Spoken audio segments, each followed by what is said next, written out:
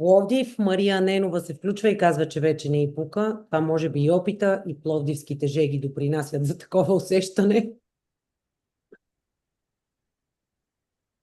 Притеснение, напрежение, вълнение.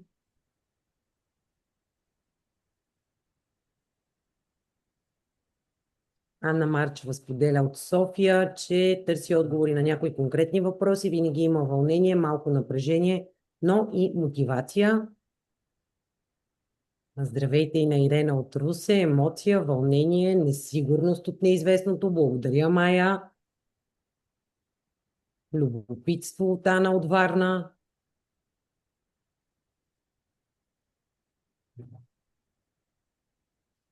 Ивон Велинова споделя за две интервюта, на които е била. Едно като в армията. Това звучи като по-различен така опит и преживяване. И едно, което е минало приятно, но не е имало очакван резултат. Вълнение, притеснение, доза несигурност за Ина от Русе.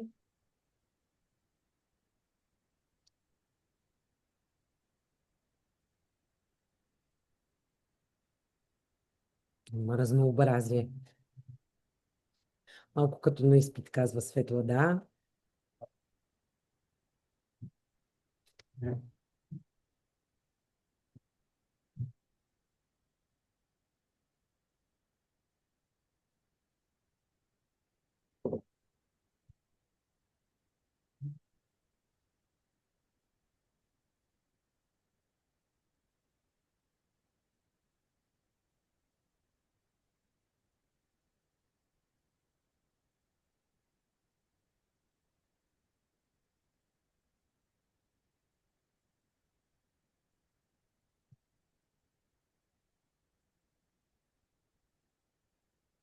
Добре, здравейте и от мен.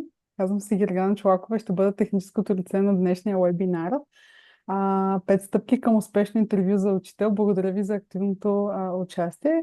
След една минута ще започнем. Така че, да, ще се радвам да разберем откъде сте и какво ви провокира да сте тук.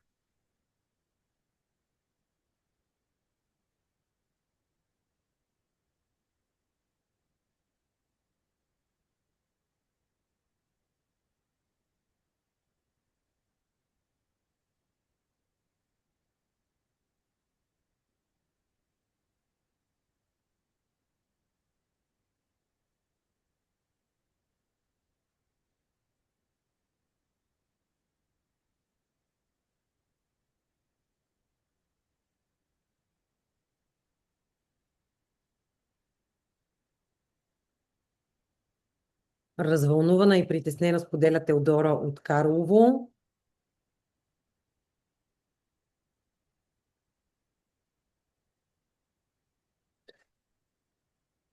Има разнообразие на емоциите, на преживяванията, което е супер и още веднъж показва колко така различни нагласи, опит имаме като хора, но се забелязва със сигурност така преобладаване на притеснението, на вълнението, от неизвестното, от представянето, като се дадоха и някои конкретни така примери, определения, като на изпит, в който трябва да дадеш верен отговор, вместо да представиш цялостно себе си.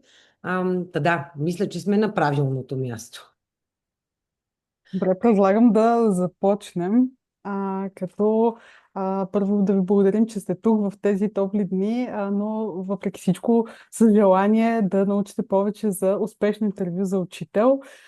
Виждаме, че сте от цяла България, така че се надяваме този вебинар да ви помогне в вашите предстоящи интервюта или пък да ви даде перспектива за бъдеще.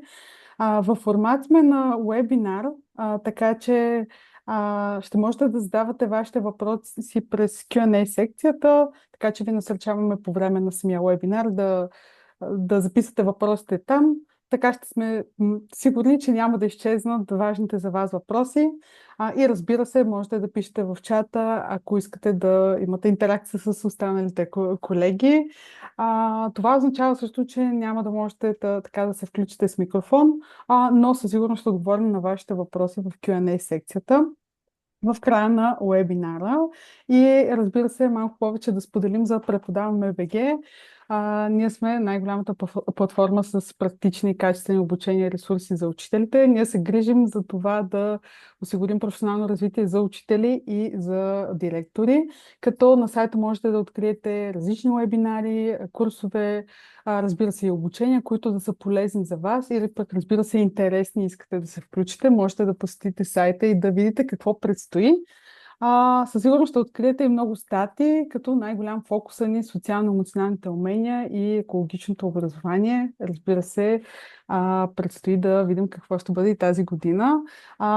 Юле, ти вече така активно се включи в началото, но ще ти дам възможност след малко да се представиш.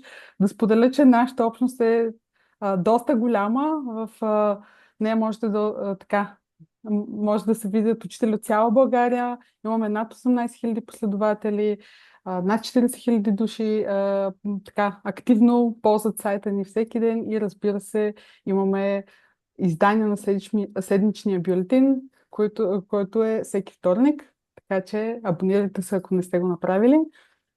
Добре. Юле, и сега към теб давам ти думата направо на теб да се включиш. Благодаря Да ти се много, представиш. Кери. Да, аз зазех така думата малко в началото, но просто ми стана много интересно и се ентусиазирах, четейки различните отговори на колегите. Юлия Мишкова съм аз, част съм от екипа на Преподаваме, като вече трета година ще стане скоро. Така се занимавам с управлението на различни проекти, по които платформата работи. Като всъщност днес ще ви говоря за темата за представяне на интервю, тъй като самата аз имам опит като интервюиращ и съм се занимавала с подбора на участници в програма Нов път в преподаването на Фондация Заедно в час. През 2018 година, а след това съм минала през сертификационен курс на една международна система към групата SHS. Няма точен превод на български, но това е една от големите корпорации в света, които предлагат обучения и въобще така, консултации за различни фирми и организации за това как да провеждат качествен подбор и оценка на персонал. Така че имам опити извън учителския и самата аз често провеждам интервюта за различни позиции, които търсим в екипа на Преподаваме, така че имам какви впечатления и опит да споделя с вас. И сме се постарали наистина заедно с Гери да подберем актуални за конкретният учителски контекст техники, които да ни помогнат да се чувстваме максимално уверени. Какви са те и за какво всъщност ще си говорим? Три основни елемента и теми ще покрием в следващите 50 минутки. Първо ще минем през това какво всъщност включваме в CV-то, което вече си е навлезнало като термин, който си използваме и на български, но иначе да, професионалната ни автобиография и мотивационното ни писмо, така че да се представим по максимално убедителен начин и да стигнем до поне покана за интервю в училището, което сме си избрали и в което искаме да работим. След като сме се справили успешно с тази задача, идва момента да се подготвим адекватно за това интервю, което всъщност следващите две големи теми, които ще засегнем. От една страна, по какъв начин да помислим за опита си, така че да бъдем готови да отговаряме на различни въпроси, с каква нагласа да влезнем, така че да не се чувстваме ептем като на изпит или като на такова интервю за военна комисия, както сподели една от колегите. И не на последно място, всъщност как да се подготвим, проучвайки училището ни като работодател, така че наистина и ние да бъдем сигурни, че това би било правилното място за нас като хора, като професионалисти, място, което ще ни позволи наистина да разгърнем потенциала си, да се чувстваме комфортно и да допринасяме с своите силни страни. Това са нещата, за които ще си говорим. Както каза и Гери, записвайте, моля ви, въпросите, които ви изкачат в Q&A секцията, а в чата може да споделяте коментари, опит, мисли, които съответно Гери ще ми помага да отразяваме в хода на презентацията.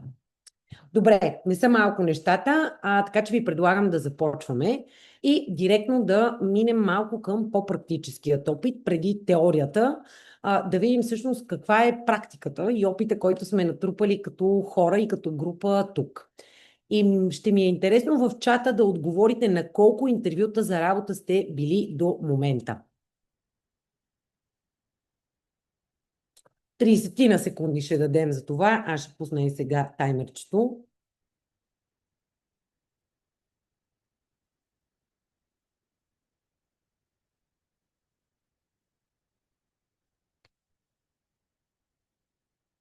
Три, 5, 1, 7, 8, 3, 2, 1, 6, 5, 3, веднъж. Утре имам интервю и съм много притеснена. Супер! Директна възможност за приложение на нещата, които говорим. Изтече времето. Добре, виждаме, че има така доста разнообразен опит. Последните 13 години само на едно, някои са били на около 30 интервюта, но само за учител не, други са били на 0, други на 8, 13. Супер е, че им помним бройката. Това показва, че за всяко от тях наистина сме отделяли необходимото време да се подготвим и вероятно сме минали през цялата тази палитра от емоции, която се описа в чата и преди това. Сега да видим от тези интервюта, на които сме били, всъщност стигали сме до тях, но не зададох въпроса колко CV-та сте изпращали, защото там вероятно ще ни е по-трудно да се сетим за конкретен отговор. Тъй като много пъти изпращаме CV-та на най-различни места, но всъщност по-рядко стигаме до интервю, в което да успеем да представим по-пълно кандидатурата си. Така че сега ще обърнем внимание на тази първа стъпка, именно подготовката на CV-то ни или автобиографията и мотивационното писмо, които да направим по такъв начин, че да успеем да стигнем до интервю и да представим вече себе си в по-пълна светлина. И сега като минем към CV-тата, още два въпроса към вас, за които ще ми е отново ценно и интересно да споделите отговорите ви в чата. Първият е много простичък. Колко дълго е CV-то ви? Колко страници е вашето CV и колко често го адаптирате? Пускам отново 30 секунди, за да запишете своите отговори в чата.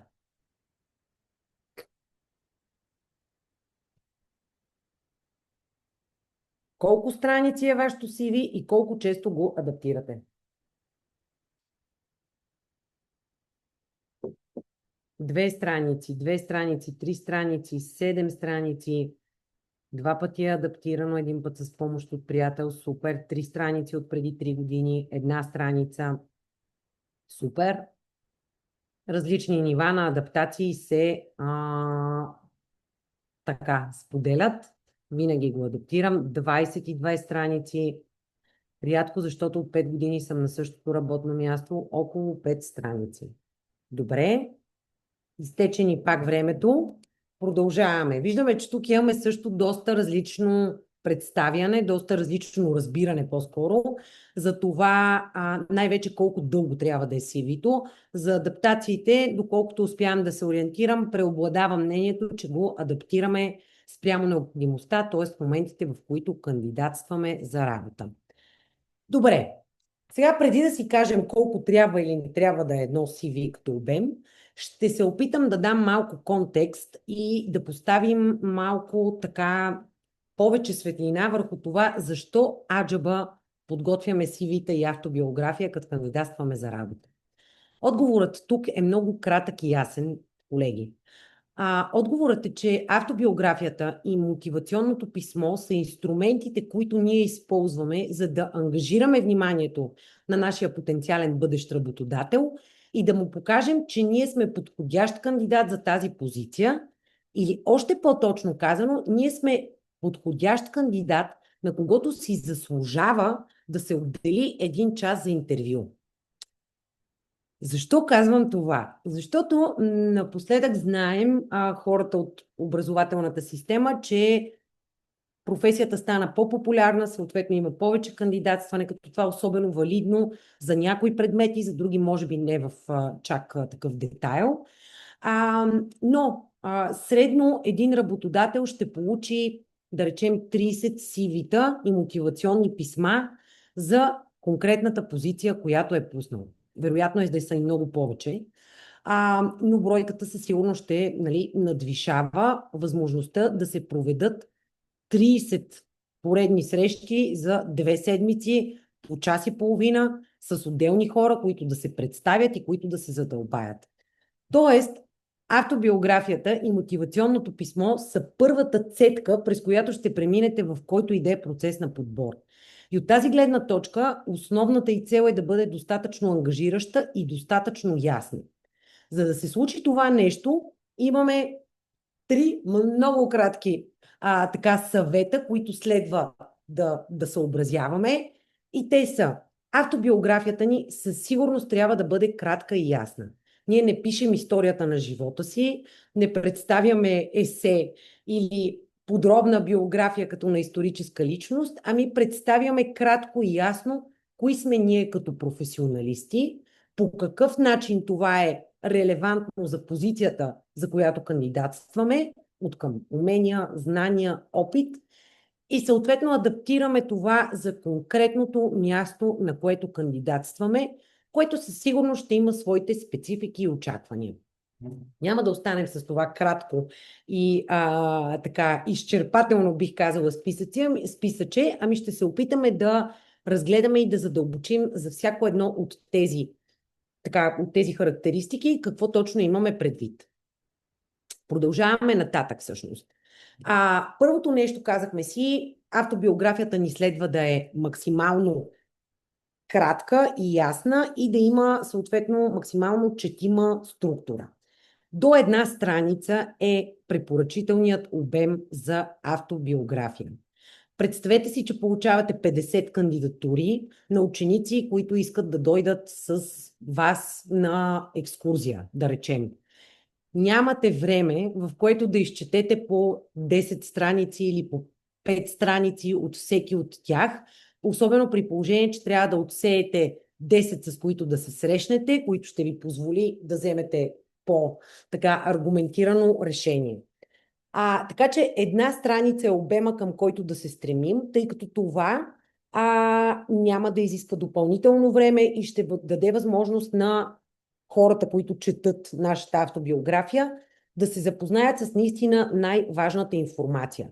За да успеят да го направят и да съберем тази информация в 1 страница, следва да разделим информацията в няколко основни категории. Предполагам са ви ясни и няма да ви изненадам, но това са контакти, образование, професионален опит, допълнителни дейности, с които сме се занимавали, и конкретни умения. След като разделим тези категории, минаваме към професионално оформление, т.е. гледаме шрифта да е еднакъв навсякъде, да е максимално четим, дори да ни се струва много красив някой ръкописен шрифт, той би бил тегъв и предизвикателен за четене, би изисквал малко повече време и усилия от хората, които ще го четат, което също няма да изиграе така много добра услуга за нас.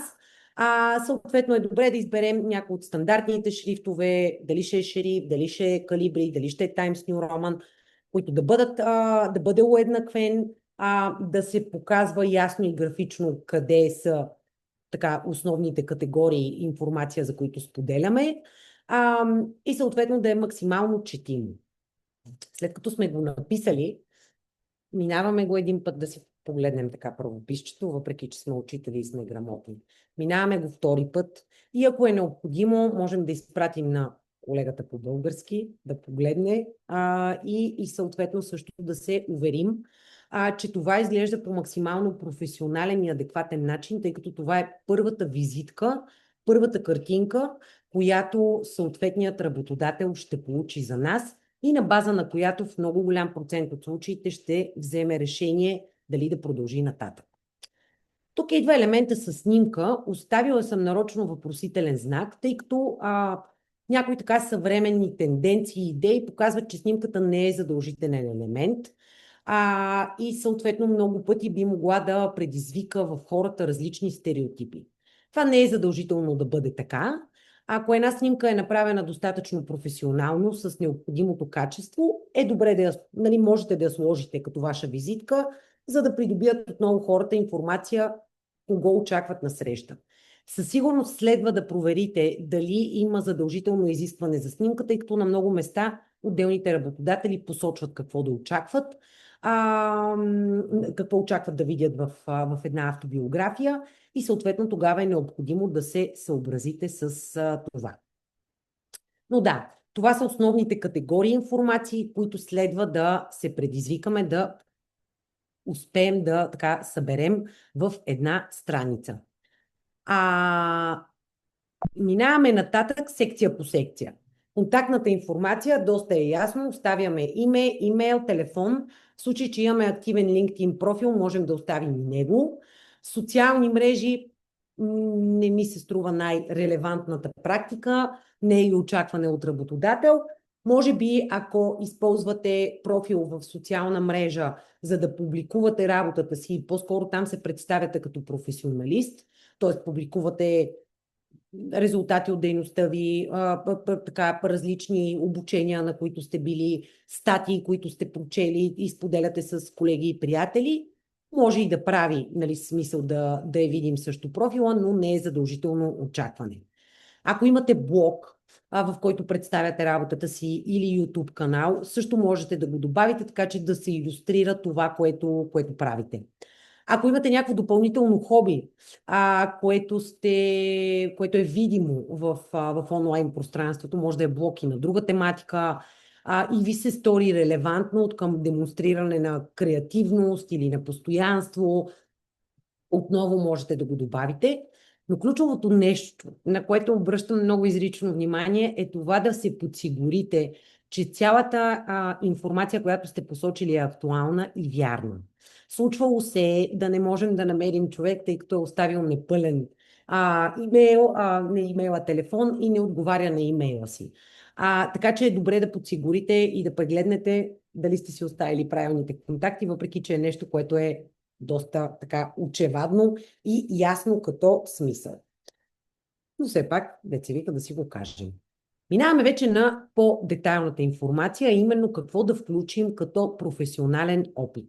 Сега, всички добре знаем, че учителите са едни многоръки шиви, които правят по 1000 неща едновременно. И Бога ми, ако тръгнем да описваме как изглежда ежедневието и цялостната палитра от дейности, с които е ангажиран един учител в ежедневието си, 22 страници могат да се окажат малко, но пък ще е малко трудно да задържим вниманието на човек, който бърза и който има да прочете още кандидатури. Затова се опитваме да фокусираме информацията в професионалния ни опит, като използваме конкретни активни глаголи, които да подчертават кои са били процесите и дейностите, които ние сме водили и в които сме били пряко ангажирани. Какво имам предвид? Ако сме били учител по история, аз съм била такава, затова ще си позволя да дам подобен пример, няма да изредя работа с дигитални карти, участие в срещи на методическите обединения, участие в срещи на професионалната група, организирани от регионалните инспекторати, търсене на допълнителни материали. Това става ужасно много и най-вероятно голяма част от тези неща се подразбират. Това, което бих изтъкнала аз от учителският си опит, ще е, че съм планирала интерактивни уроци, които са поставяли ученика в центъра на процеса. Планирала съм допълнителни дейности с родители и с други колеги. Тоест, бих се опитала наистина да сложа на фокус това, което е била ключова дейност, с която аз съм била ангажирана, и да дам конкретни примери, които да илюстрират мои супер примери от педагогическият ни опит. Всички сме водили уроци, всъщност всички сме правили интерактивни уроци. Ето сама ще критикувам примера, който дадох преди малко. Всички сме били, вероятно, участници в обучения. Дори да добавим нещо малко и конкретно, като примера, който е даден тук, въведох седмичен ритуал за саморефлексия с 50-те ученика, на които преподавах, който повиши мотивацията им с 25%, говори много повече за нашата работа, отколкото 5 страници, в които да опишем всички дейности. Защо? Защото това показва ясно, че ние сме учител, нали, че аз съм учител, който е търсил конкретни практики за развиване на социално-емоционални умения. аз съм учител, който е работил за някаква промяна на много консистентно ниво и аз съм учител, който умее да отчита резултатите и съответно демонстрира и търси подобен подход в работата си. Друго нещо, което е важно да не пропускаме, е да споделим основните класове, в които сме работили. Сега, ако сме един учител в малко училище и преподаваме история от 5 до 12 клас, нали, можем да опишем всички класове от прогимназиален и гимназиален етап, за да не става пак прекалено пространствено. Но е важно също да посочваме кои са конкретните училища, в които сме работили и колко години опит сме натрупали в всяко едно от тях. Така. Допълнителните квалификации. Това е един много ключов момент, че обърна внимание без да подценявам важността и ценността им. Спомням си просто миналата година, когато търсихме хора за така да се присъединят допълнително към екипа ни и да споделят своя опит. Имаше някои CV-та, които надвишаваха 25 страници, 20 от които бяха изброяване на абсолютно всички обучения, семинари, вебинари, на които съответните колеги са се включвали. Това е изключително трудно от една страна да бъде прочетено, показва голям интерес и жажда за учене, но честно казано показва и липса на фокус. Ако ние се включваме на абсолютно всичко, което виждаме, да, от една страна ще си кажа, вау, това е човек, който определено отделя време и иска да научи много неща, но за мен остава въпрос до каква степен е реалистично всички тези знания, идеи, които са чути от различните вебинари, обучения, симпозиуми, семинари, да бъдат наистина вкарани в практиката и как се връзват с конкретния човек, какъв е неговия фокус, кое е важното за работата му и с какво това цялото нещо ще допринесе за конкретната позиция, за която той кандидатства. Така че тук, когато говорим за допълнителните квалификации отвъд висшето образование и след дипломни такива, които в крайна сметка са необходим статут, за да бъдем учители, отвъд логическото, което сме написали от най-ново към най-старо, аз ви съветвам да изберете тези, които са оставили наистина най-голям отпечатък в работата ви и които могат да бъдат видяни там. Нали, всички сме били на редица обучения, за някои от тях аз дори не си спомням, че съм се включвала. Не защото не обичам да се уча, ами защото са останали като едно преживяване, от което най-вероятно съм си взела нещо, но не съм го свързала с професионалния ми опит и с това, което правя и на ежедневно, и на по-дългосрочно ниво. И съответно не бих претендирала, че имам експертиза по тях. Наистина подбирайте тези, които се връзват към вашият опит, в които се чувствате по-уверени, и от друга страна тези, които се връзват към опита и визията и нуждите на училището. Ако е изписано специфично, че училището развива иновации, може би обучения, които имат връзка с това, е по-релевантно да бъдат видяни като част от вашата експертиза. За разлика от, да речем, обучения за документация, примерно. Така че да, това са неща, на които да обърнете внимание. Тук паралелно видях един въпрос, който вероятно може да е актуален за много колеги, както тъмън навлизащи в професията и излизащи от университета, или такива, които сега правят прехода от друга професия и навлизат в учителския опит. Ключовата стъпка, когато даваме и изреждаме професионалния си опит и липсва абсолютно релевантния едно към позицията, е да покажем все пак опит, който е близо до него. Тоест, ако сме били доброволци или пък доброволци, да речем, в инициатива с деца, да изтъкнем този опит и да изтъкнем, че имаме опит за работа с деца. Ако сме супер добри в планирането и в комуникацията, да изтъкнем това умение. Ако имаме опит като развиване и планиране на проекти, нали, нещо, което е доста актуално за немалка част от училищата в страната, също да го изтъкнем, така че работодателя да може да види, окей, няма опит, всички учители стартират от някъде, това е окей сме да взимаме млади хора, но имам насреща човек, който вече може да се оправя с X, Y и Z, което ще ми даде по-голяма увереност, че ако го поканя на интервю, ще е тотално правилният избор. Юли, тук имаш още няколко въпроса, които са релевантни към това, което ти каза. Мога да върна към тях. Да, супер. Ако имаме научни публикации, трябва ли да ги опишем в автобиографията? Беше въпроса в чата.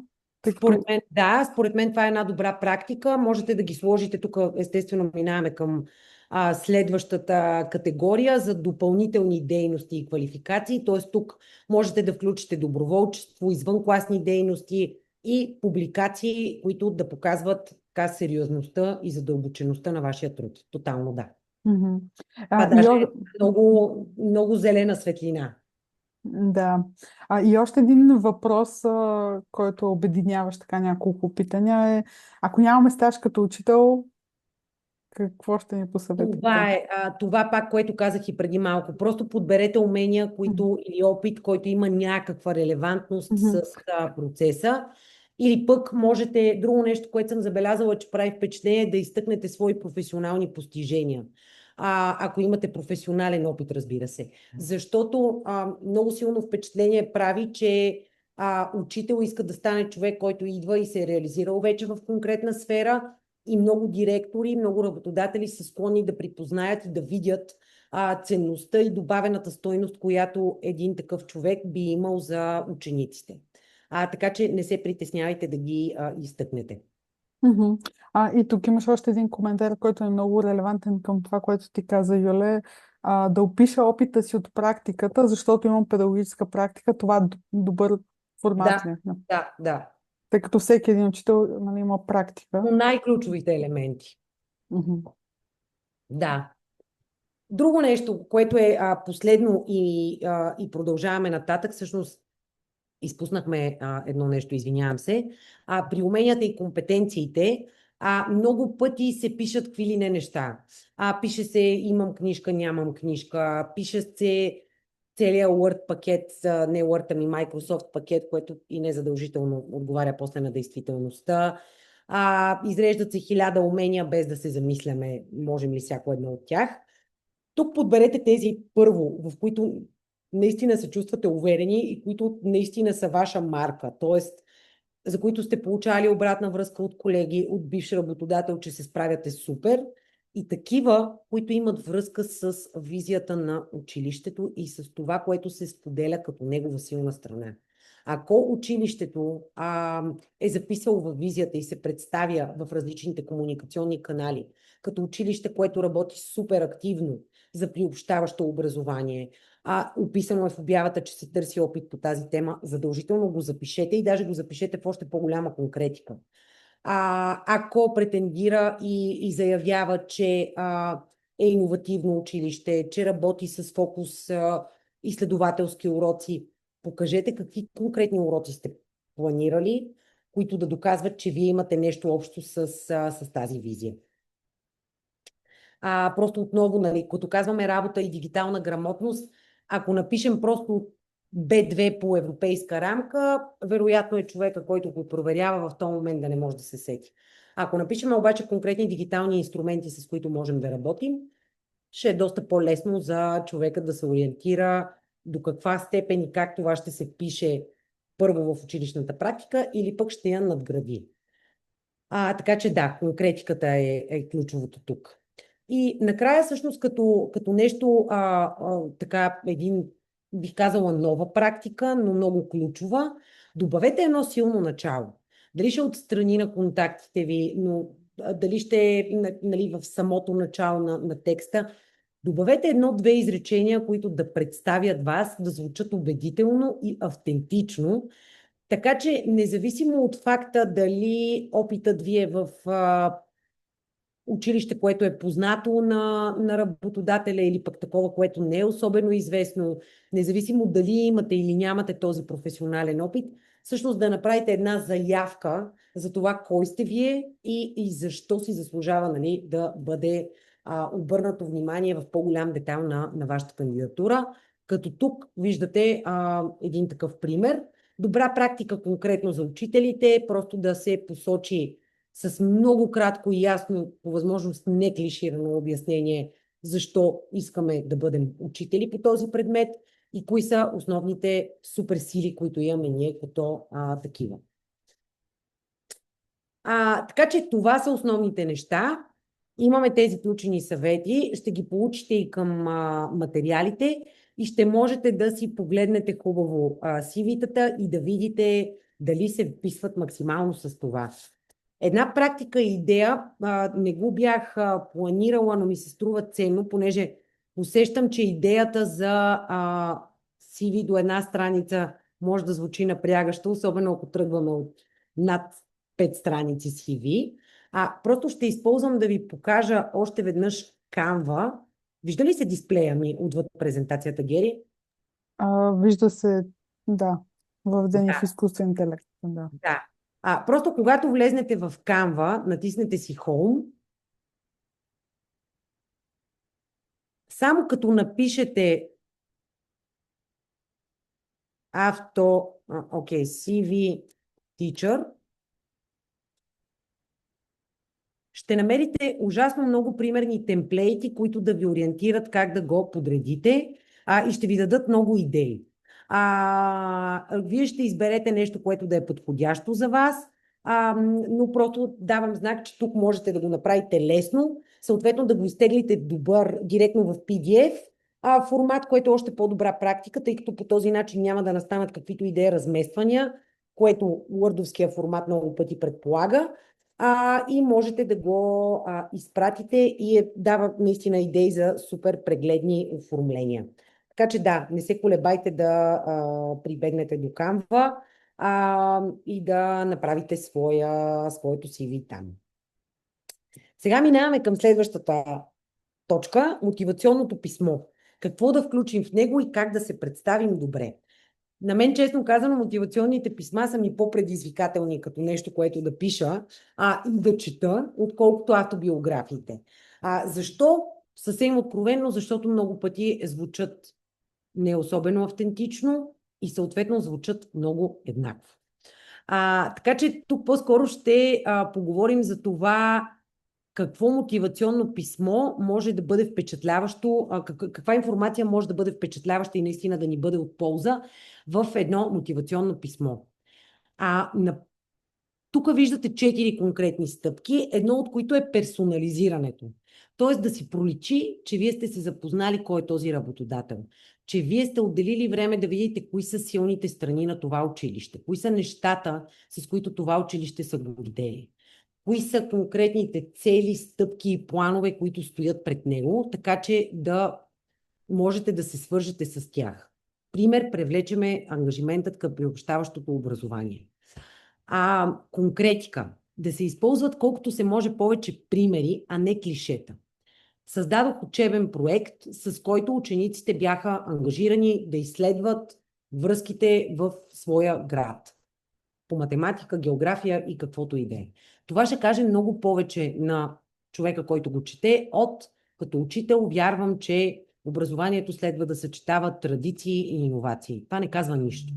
Това обаче с конкретика дава яснота как изглежда това съчетание на иновации с традиции за вас, да речем. Автентичност. Напишете го така, че да звучи наистина като вас, да бъде ваша визитка, а не като шаблон. Ако имате по-емоционален изказ, нали, това вероятно може и да ви е от полза, може и да не ви е, но да звучи като нещо, което идва от вас. И тук за мен една много готина и полезна практика е да се опитате да отговорите да си представите, че някой приятел ви пита. Добре де, какво наистина ти харесва в работата на това да бъдеш учител? Или пък да си представите, че някой от вашите ученици ви пита. И да си помислите как бихте отговорили и съответно да го запишете по такъв начин, избягвайки от големите клишета и романтични образи, които най-вероятно много други колеги ще напишат. И четвърто, но тотално не е по важност, да поставите фокуса върху ученика. Т.е. да не говорите през цялото време само за себе си, ами от писмото, което сте написали, да си проличи, че за вас е важно какво ще донесете на учениците, как ще допринесете за тяхното развитие, как ще допринесете за развитието на училището, отвъд вашата любов към иновации, към четене и към креативни нови задачи. Структурата на мотивационното писмо, това няма да ви изненада.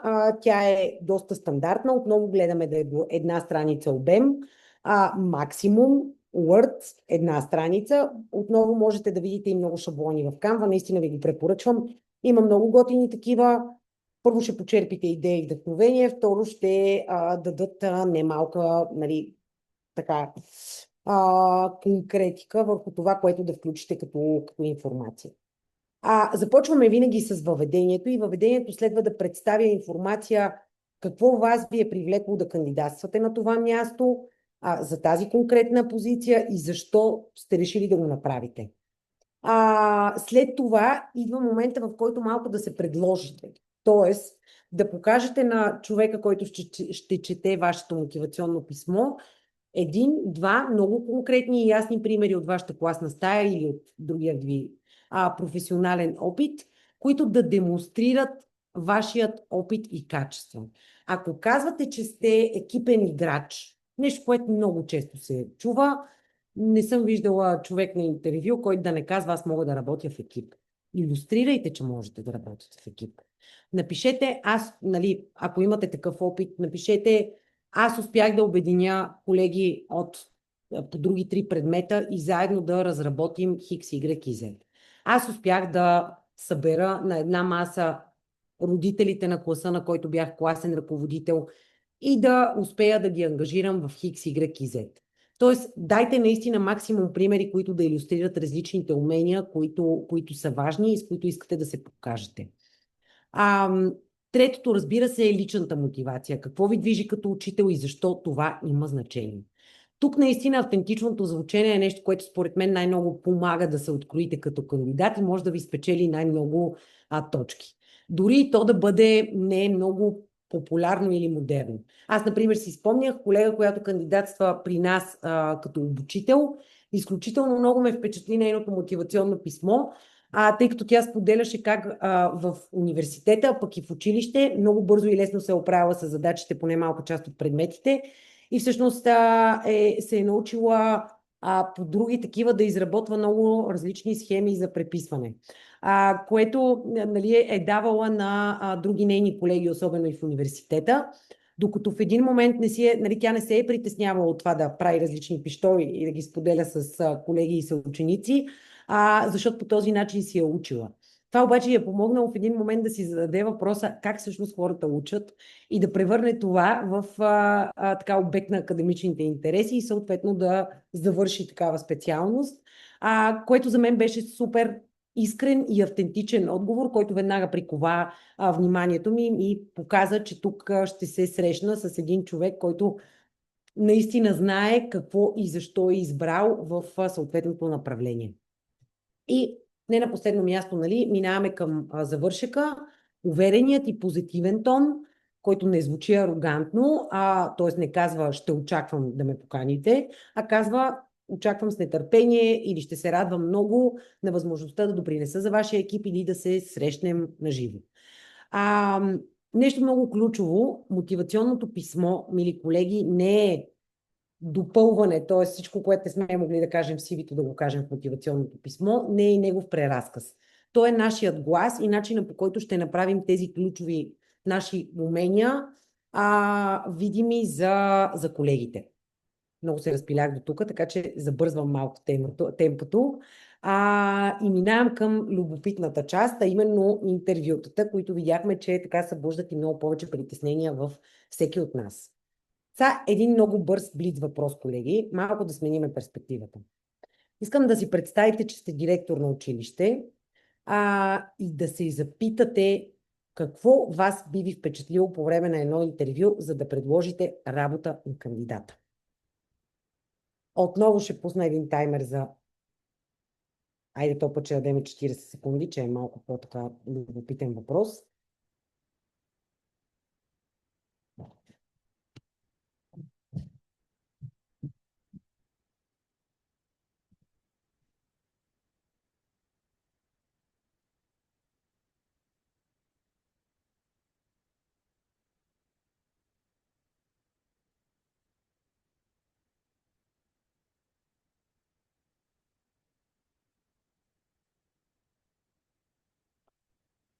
Усмихнат, самоуверен кандидат с ясен изказ, с добър опит и спокойствие по време на интервюто, инициативност, усмихнатост, спряни времето. Нищо, ще продължаваме да четем, да бъда себе си, искрената мотивация, дори да няма опит. Супер, искрена мотивация споменахме. Така, предварително подготвени отговори, супер. Изчерпахте почти всичко, което предстои да си кажем. Да гледа в очите, усмихнатост, отзивчивост, професионална визия, абсолютно всички тези неща са тотално ясни. Знаем старата приказка, че нали, как ни посрещат, как ни изпращат, но това е голямото първо впечатление, което правим. Така че колкото по-спокойни се чувстваме, толкова по-добра шега, нали, добра услуга можем да си направим. Как да се чувстваме толкова уверени, приветливи? Това се случва, когато сме се подготвили малко повече предварително. Отбелязано беше и в началото, наистина е нещо много ключово, което прави много, много силно впечатление на всеки работодател. Именно познаването на училището, познаването на дейностите, с които се ангажира и на постиженията. Тази информация може да я придобиете в уебсайта на училището, фейсбук страниците, да погледнете стратегиите, да погледнете къде е по ранг в различните класации от външни оценявания, да погледнете кои са акцентите им, кои са партньорите, с които са работили, кои са обученията, които посещават и да подготвите конкретни въпроси, които искате да запитате. Наистина това е нещо, което показва много по-голяма ангажираност от просто си търся работа и искам да бъда учител и ми е все едно къде ще бъда учител и автоматично някак си поставя по-голяма диалогичност в интервюто, така че и вие да бъдете равноправен участник в него. Задължително отделяйте наистина време за тези работи. Има, както каза някой в чата, не запомних името, извинявам се, някои стандартни въпроси, на които почти винаги се задават в интервюта за учители. Какво ме мотивира и как се справям с предизвикателни ситуации? Тук сме изготвили един примерен алгоритъм, който малко да ни ориентира и да ни помогне да построим отговори, които да бъдат максимално конкретни, в които да се чувстваме спокойни да отговаряме и да надграждаме и които наистина илюстрират нашият опит. Това е така наречения стар метод, който ни дава възможност да разкажем за S или ситуация, конкретна задача, която съм предприел и действие и конкретен резултат, който е видян. Това супер много помага и илюстрира факта, че ние имаме реален опит, не говорим празни приказки и няма да разтягаме клишета, ами дава много ясна конкретика. Друга рецепта за автентичност е там, където не сме успели да се справим и бъдем попитани, да не се чувстваме напрегнати и неприятни, така смутени, да говорим за зоните и областите, в които искаме да продължаваме да се развиваме. Това е нещо много ключово и много важно, тъй като в крайна сметка учителската професия следва да бъде синоним на глаголът уча, на развитие, непрестанно. И колкото повече кандидатите демонстрират нагласата за развитие, нагласата за учене, толкова по-добре, според мен, се представят предвид характера на професията, за която кандидатстват.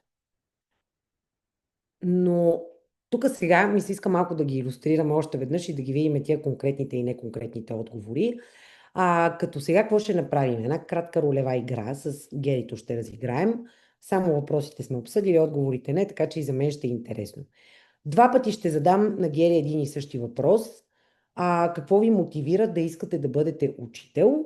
И тя ще ни отговори. Ще очаквам през това време вие съвсем спокойно и свободно да споделяте в чата впечатления и да си представите, ако сте директор на едно училище, дали този отговор ви устрои.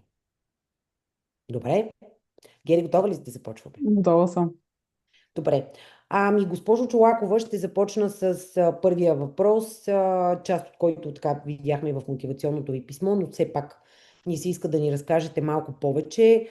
Какво всъщност ви мотивира да искате да бъдете учител? Вие сте един млад човек, образован, с опит. Защо искате да сте учител?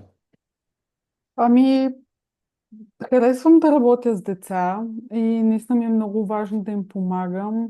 Винаги съм мислила за професията учител като не просто професия, но някакво призвание и съответно ми харесва да виждам децата усмихнати, да тичат около мен, да ме прегръщат. Просто ми харесва да преподавам и да им обяснявам нещата.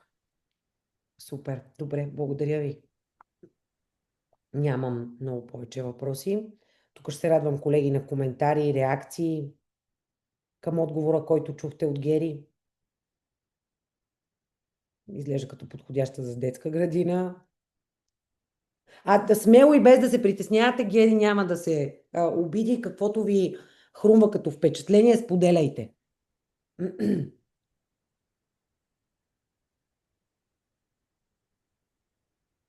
Стандартен отговор на въпроса, шаблон, да не започваме с сами. Елисавет казва, не е моят човек.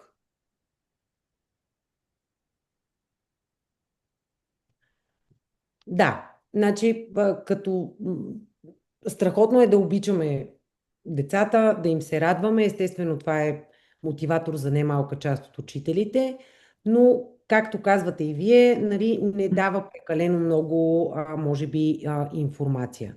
Не показва опит, не показва лично мнение, няма нищо конкретно като опит отново, малко тревожничко изглежда, нали, фокусираме се само върху любов, върху тичане, върху игра, което като готвиме деца за седми клас по български май не спира да бъде точно така. Мгм, мгм. Мгм. Добре, ами да видим втори път да опитаме. Добре, госпожо Чолакова, искате да бъдете учител в нашето училище, искате да бъдете учител, но какво в крайна сметка ви мотивира да изберете тази професия на фона на различните възможности, които вашата автобиография вероятно може да ви подсигури? Мгм. Мотивираме възможността наистина да променя живота на децата чрез образованието, като ще ви дам един пример от моята практика. В пети клас имах ученичка, която така винаги стоеше във ъгъла в класната стая, никога не участваше в дискусии, но пък забелязах, че слуша активно и на изпитвания се справя успешно. И съответно исках да й помогна да преодолее това притеснение и съответно да покаже способностите си, тъй като в сянката остава в сянка и съответно не може да се види целият й потенциал.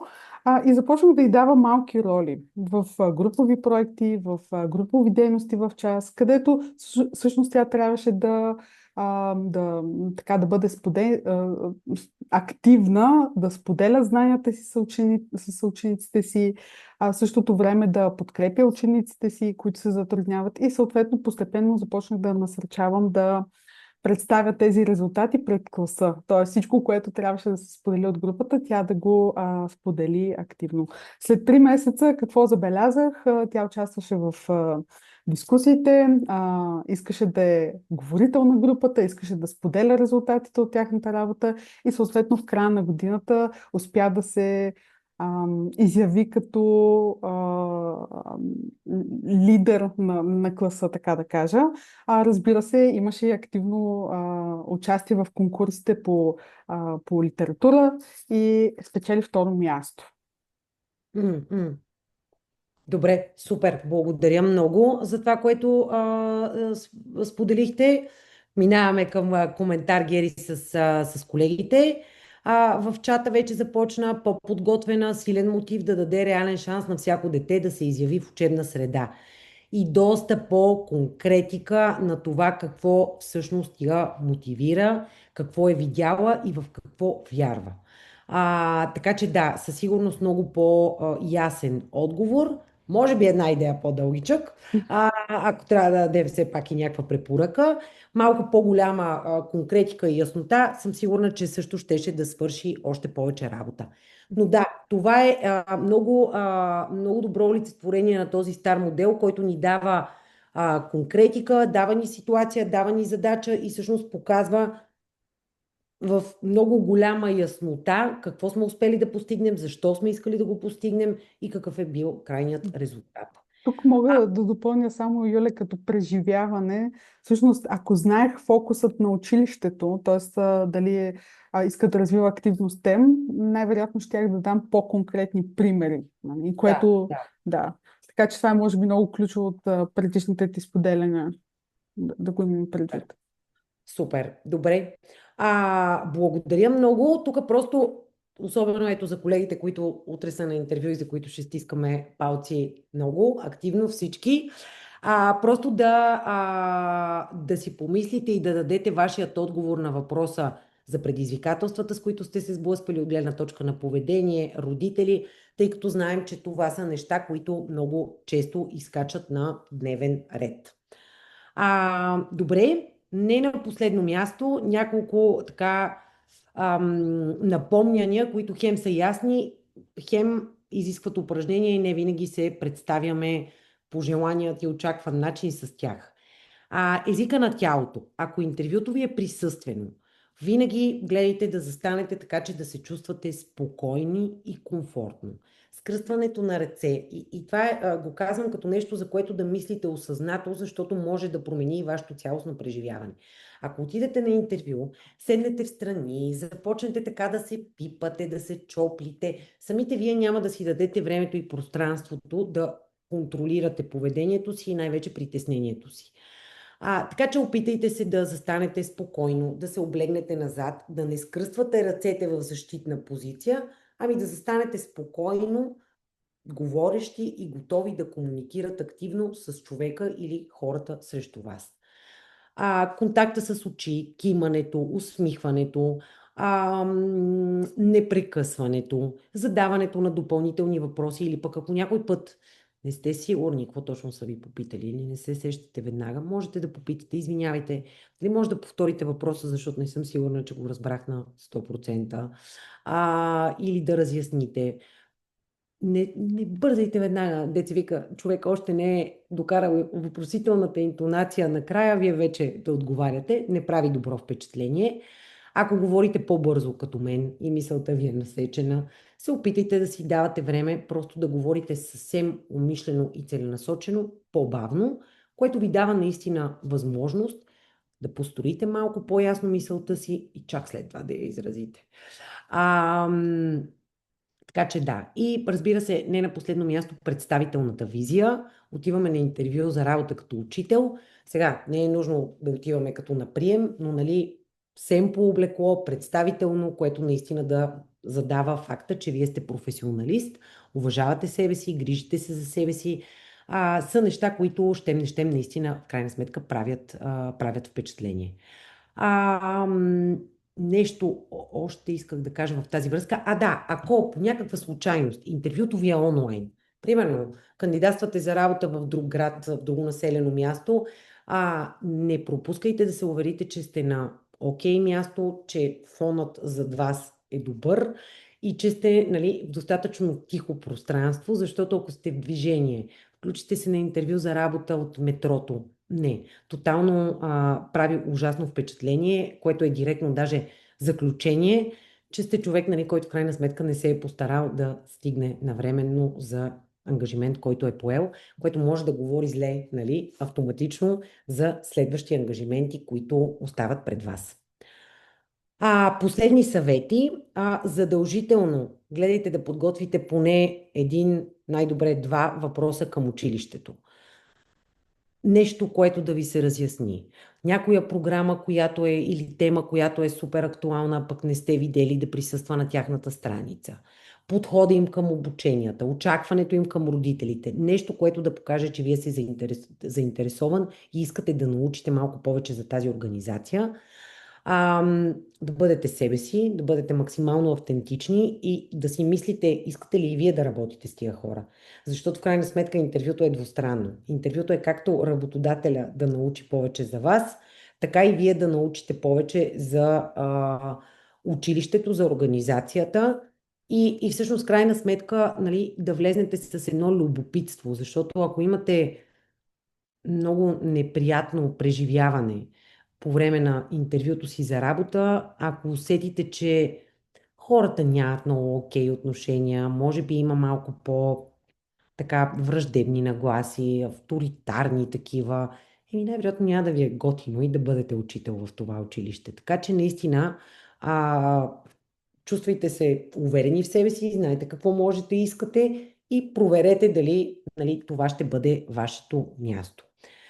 Добра практика е изпращането на благодарствени разясняващ имейл, като тук нямаме предвид някакъв такъв, който да звучи като мазнене. За мен беше невероятно преживяване това интервю.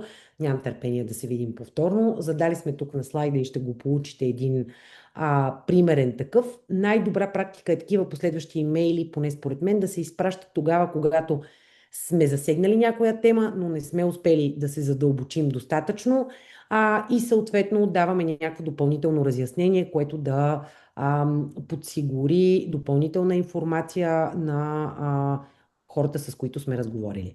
Ако не усетим, че е имало нещо такова, няма нужда да се насилваме да пишем, да се набиваме на очи, защото може да си направим отново и, нали, кофти услуга. Така че, да, това са основните неща, за които се сетих. Ако трябва да ги така обобщим като три ключови стъпки, е просто когато се подготвяме с автобиография и с мотивационно писмо, да помислим винаги наистина за най-ключовата информация, опит и умения, които искаме да представим и да бъдем максимално автентични и конкретни във всичко, което подбираме и в CV-то си, и мотивацията си, и съответно в интервюто. И че всъщност основният начин да успеем да го направим е да отделим време за едно смислено и качествено проучване на училището и работодателя, така че да успеем да влезнем и да говорим на един език заедно. Това беше от мен. Сега оставям време за така, въпросите, които имате и на които се надявам, че ще успеем да отговорим. Добре, предлагам да започнем първо с Q&A секцията. Имаме два въпроса там. Как да се подготвим за интервю, ако нямам опит като учител и се притеснявам? Това отчасти го отговорихме. Да, Юле, нещо. Тук нещо, което според мен може да бъде полезно по време на интервюто, ако човека няма никакъв опит, да се покажат, може би, някакви примери и практики, които са изследвани или следени. Тоест, ако вие имате опит, нали, примерно, тук що сте завършили университет или пък сменяте работата, но имате ужасно желание да работите в сферата на образованието и то точно като учител, покажете различни примери. Тоест, покажете неща, които за вас, които сте чели в различни пространства, публикации, учители, които следвате и неща, които ви се струва, че могат да работят. И покажете представата ви за това как бихте се справили с такива предизвикателства. Тоест, ако получите въпроса, това е много стандартно за млади учители, нали, току-що излизащи от университет, как ще се справите, примерно, с предизвикателното поведение на гимназисти, по-гимназисти, то не е като едно време, то е еди какво си. Вие сте, нали, млад учител, те може би ще ви се качат на главата. Тук можете да покажете малко по-дълбоко разбиране за проблема. Тоест, погледнете защо много пъти учениците имат предизвикателно поведение. Покажете някакво разбиране по темата, като включите информация за това, че сте чели, че много пъти, нали, причините за предизвикателното поведение при учениците са разнообразни. От една страна, те могат да бъдат свързани с липса на ангажираност към учебния процес и вие вярвате, че ще положите, въпреки липсата си на опит, изключително старание да планирате уроци и преживявания, които наистина да ангажират тяхното внимание, да са свързани с техните интереси и да дават някаква връзка с реалния живот, така че да няма, нали, да се чувстват по-мотивирани да учат. Ако има казуси като агресия, като обиди между ученици, всъщност много пъти това са проявления на причини, които идват и в семейството, и в различни фактори в самата учебна среда. Така че ви се струва много ценно още от началото да започнете да работите за изграждане на така отношения на доверие и да търсите опит от други колеги, от обучения, от практики от онлайн пространството, така че да успеете да се справите. Тоест, силният ви кос тогава, когато нямате опит, с който да илюстрирате, нали, конкретни отговори, е да покажете търсене и от една страна мислене по съответните въпроси и желание за търсене на решения. Много ти благодарим. Има още въпроси. Трябва ли и ако да, в кой момент е добре да представим учителско портфолио? Според мен тук зависи много от работодателя. Тоест, ако работодателят ви е поискал портфолио, можете да го изпратите. Ако не, не съм сигурна на ниво CV и мотивация, можете да го изпратите като нещо допълнително, но като трети документ, без да очаквате, че задължително ще се погледне. А, така че да, по-скоро зависи от ситуацията. Положете повече, нали, усилия със сигурност върху изчистването на CV-то и портфолиото може да го ползвате допълнително като линк, като прикачен файл, но трети по важност, който да споделите с потенциалния работодател.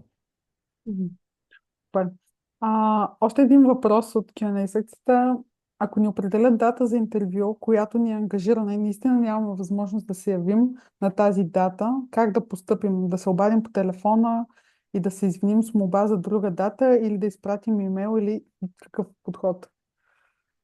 Ами и двете, може би, зависи. Ако са ви изпратили поканата за интервю по имейл, върнете на имейл. Нали, споделете, бъдете отново максимално автентичен, изразете своето неудобство от ситуацията, защото вие изпитвате такова, след като задаваме и този въпрос. Със сигурност е дискомфортно. И посочете кога, какви други периоди може да реагирате, заявете готовност да обсъдите и изтъкнете още веднъж, нали, важността на това интервю за вас. Няма какво друго да направите. Дали, ако са ви писали по имейл, очакването е да отговорите по имейл. Ако са ви звъннали по телефона, съответно и вие може да звъннете по телефона.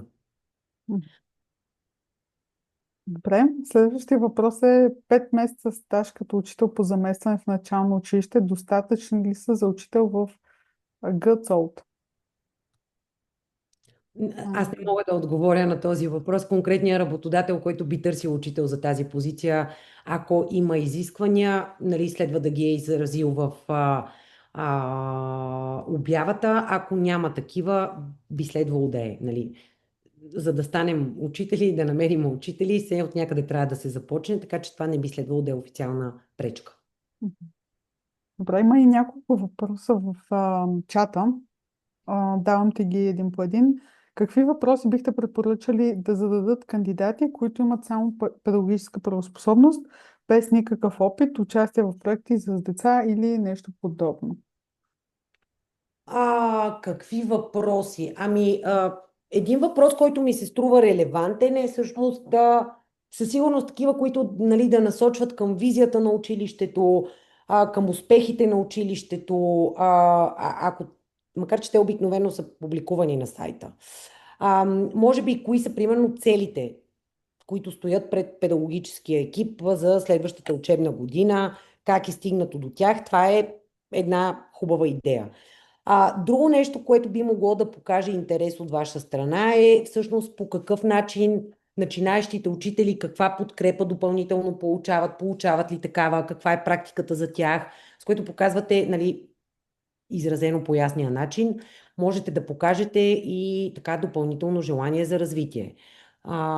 Тоест да попитате, нали, включват ли се наблюдения на часове, има ли такива практики, защото смятам, че това би ми било полезно.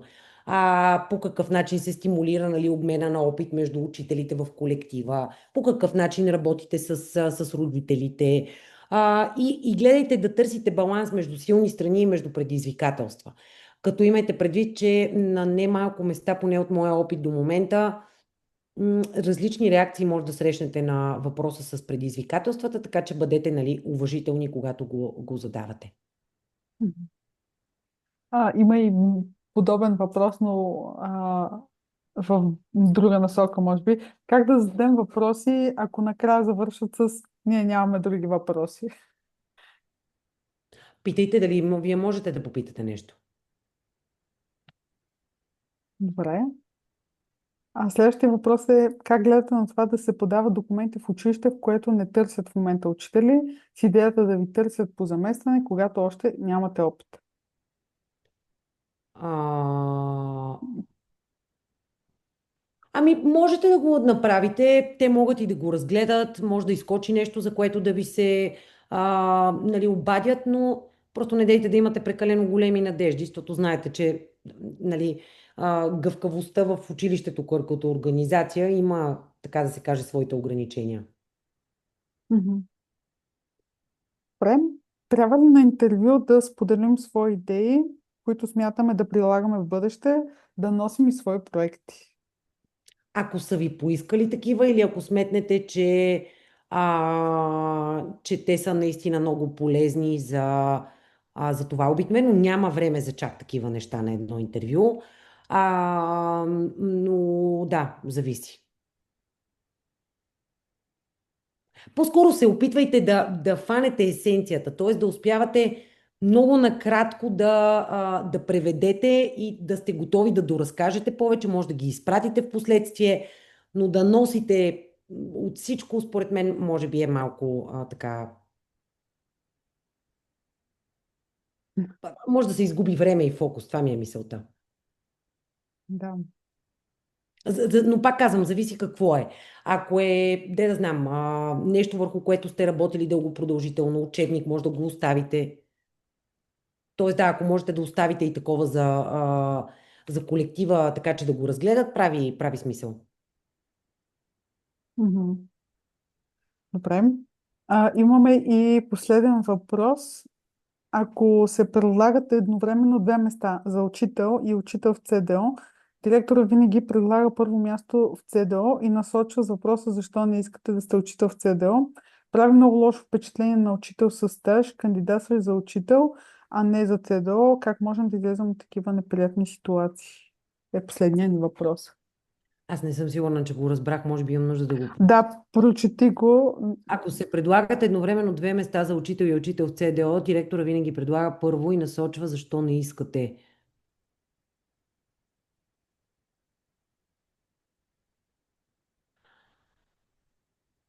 Ами, може би, като обясните автентично отговора ви. Тоест, ако вие сте, примерно, учител по български и предпочитате да преподавате това, за мен би правило смисъл нали, да акцентирате върху това. Така че да, това бих отговорила тук. Мгм. И тук виждам още един въпрос, който е в Q&A секцията. Какво време траене на интервюто е обнадеждаващо? Не дейте да съдите по това. В интерес на истината няма правилна рецепта. Обикновено добрите практики са да се посочи каква ще е продължителността на интервюто и съответно водещият интервюто да проследява дали се вместваме в това време. Ако интервюто приключи без да сте минали през основни въпроси, може би, нали, не е най-добрия знак, но пък има пъти, в които така за 20 минути хората успяват да съберат достатъчно впечатления и нещата да са супер. Така че няма конкретна рецепта, не е това основният индикатор.